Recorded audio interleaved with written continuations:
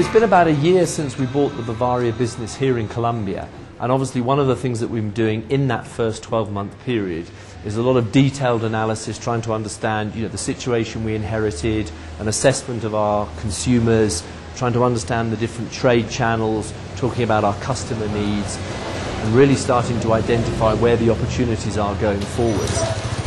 This tienda is a fantastic example of some of the issues that we found when we first came to Colombia. So for example, a lack of coherent branding. So here you have Brava, Aguila, Poca, Costeña. We also have our premium brand merchandised, as well as Aguila Light and a Costeña fridge. So it's not a particularly well-branded outlet. It's actually not a very pleasant environment in which to drink. And part of the problem of that, of course, is that if you're a female, which is 50% of the population in Colombia, you wouldn't dream of coming to a place like this. And therefore that's a huge opportunity that we're not yet exploiting.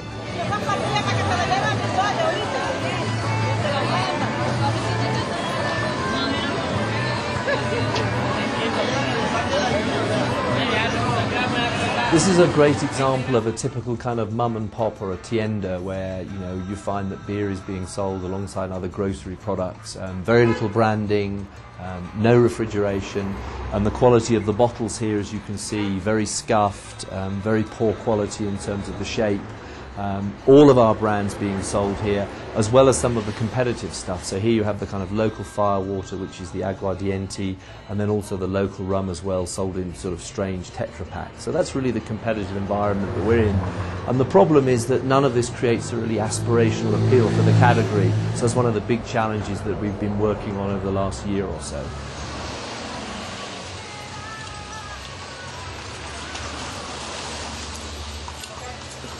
Now, by way of contrast, this bar's a great example of some of the work that we're doing to really bring the Aguila brand to life. Aguila is a national icon in Colombia. It's the biggest brand in Colombia. So we're trying to make the brand own refreshment by using, the colours blue. You can see here we've got refrigeration. So we want Aguila to stand for cold, refreshing beer.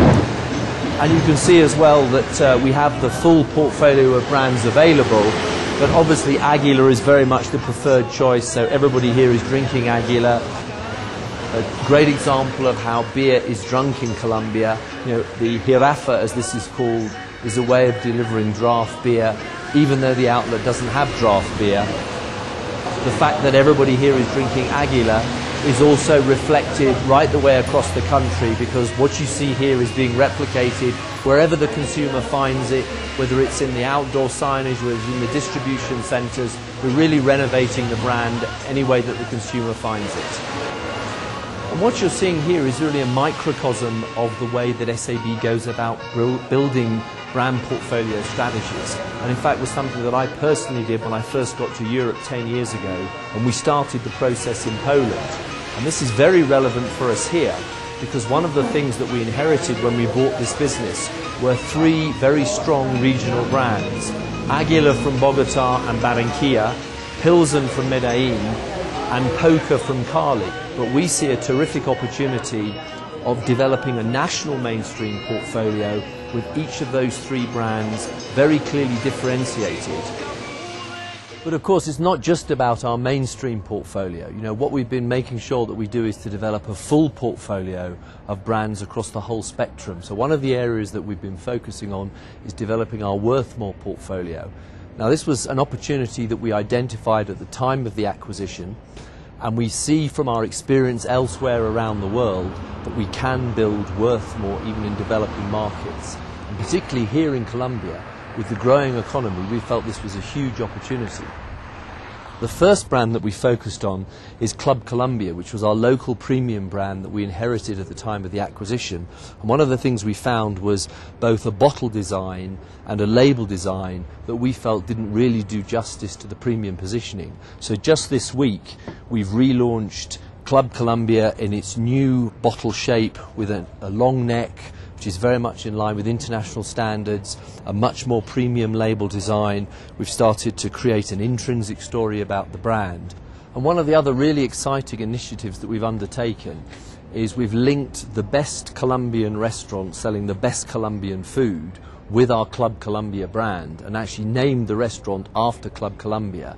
And this is actually a unique initiative anywhere in the SABMiller world. And one of the other advantages of being part of an international group is that we've been able to leverage our portfolio of international brands. So in September of this year, we introduced Peroni into Colombia, very much positioned as the epitome of Italian style. And to support that launch, we created a concept that we call Terrazza Peroni. And this is very much leading-edge design, the sort of place that would befit any capital city anywhere in the world. It's very cutting edge, it's very stylish, and interestingly, the only way that people can enter this bar is one of these little credit cards that we gave to the 1,000 people who came to the launch. It really is one of the coolest places in Colombia. So you can see from the way that we're presenting the brand here that not only are we doing a fantastic job of building the image of Peroni, but this is as much about building the aspirational appeal of the whole category. And that's something that is not only going to benefit Peroni, but is going to benefit every single brand in our portfolio.